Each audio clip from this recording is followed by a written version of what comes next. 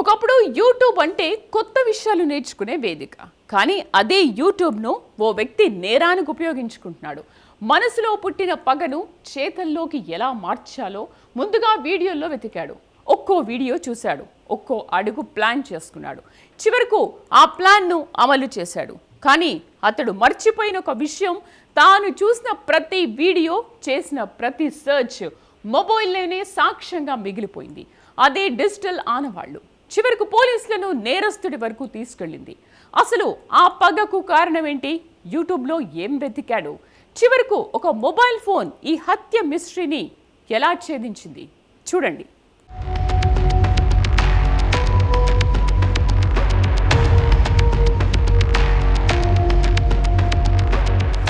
కరీంనగర్ జిల్లా జమ్మికుంట మండలం అంకుశాపురం గ్రామం ఓ హత్య ఘటనతో ఒక్కసారిగా ఉలిక్కిపడింది.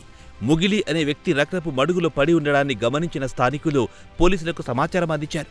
సంఘటనా స్థలానికి చేరుకున్న పోలీసులు తలపై తీవ్ర గాయాలుండడాన్ని గుర్తించారు. చూసిన వెంటనే ఇది ప్రమాదం కాదని, పక్కా ప్రణాళికతో చేసిన హత్య అని అర్థమయ్యింది. అయితే హత్య చేసిన వ్యక్తి ఒక్క ఆధారం కూడా వదల్లేదు.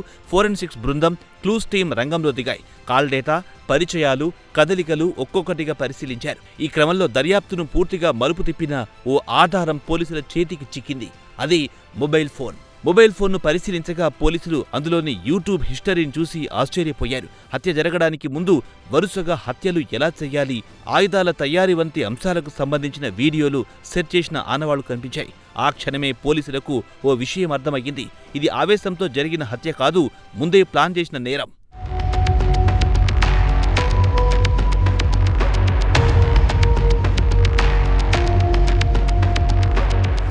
దర్యాప్తు కొనసాగుతున్న కొద్దీ కీలక విషయాలు బయటపడ్డాయి. ఆ మొబైల్ ఫోన్ నిందితుడు మహేష్ దేనని పోలీసులు గుర్తించారు. అతన్ని అదుపులో తీసుకుని విచారించగా ఒక్కొక్క నిజం బయటపడింది. మహేష్ కు ఓ మహిళతో సన్నిహిత సంబంధం ఉన్నట్టు పోలీసులు తెలిపారు. అయితే మృతుడు మొగిలి ఆ మహిళతో అసభ్యంగా ప్రవర్తించాడని, గతంలో ఇదే విషయంపై పోలీసులకు ఫిర్యాదు కూడా చేశాడు. అయితే ఆ కేసులో మొగిలి జైలుకు వెళ్లినా బయటకొచ్చిన తర్వాత కూడా తన ప్రవర్తన మార్చుకోలేదు. ఆ మహిళను పదే పదే అవమానించడం, కించపరచడం కొనసాగింది. ఆ అవమానాన్ని భరించలేక మొగిలిని హత్య చేయాలని మహేష్ నిర్ణయించుకున్నాడు. అయితే ఈ నిర్ణయం తీసుకున్న వెంటనే దాడికి దిగలేదు. ముందుగా యూట్యూబ్లో గంటల తరబడి వీడియోలు చూశాడు. దాడి ఎలా చేయాలి, ఎలా ప్లాన్ చేసుకోవాలి, ఎలాంటి ఆయుధాలు ఉపయోగించాలి అనే అంశంపై సమాచారం సేకరించాడు.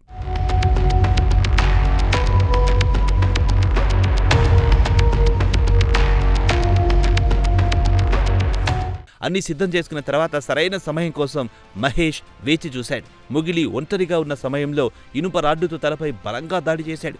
తీవ్ర గాయాలతో మొగిలి అక్కడికక్కడే ప్రాణాలు కోల్పోయాడు. అక్కడి నుంచి మహేష్ బైక్పై పరారయ్యాడు. ఇది తన ప్లాన్ ఎంత పక్కాగా ఉన్నా మొబైల్లో మిగిలిపోయిన డిజిటల్ ఆనవాళ్లు చివరకు అతన్ని పోలీసుల ముందుకు తీసుకొచ్చాయి. మహేష్ వద్ద నుంచి హత్యకు ఉపయోగించిన ఇనుప రాడ్డు, మొబైల్ ఫోన్, బైక్ను పోలీసులు స్వాధీనం చేసుకున్నారు. డిజిటల్ ఆధారాలను, సాంకేతిక విశ్లేషణ, ఇతర సాక్ష్యాల ఆధారంగా అతన్ని అరెస్ట్ చేసి కోర్టుకు హాజరుపరిచి రిమాండ్కు తరలించారు.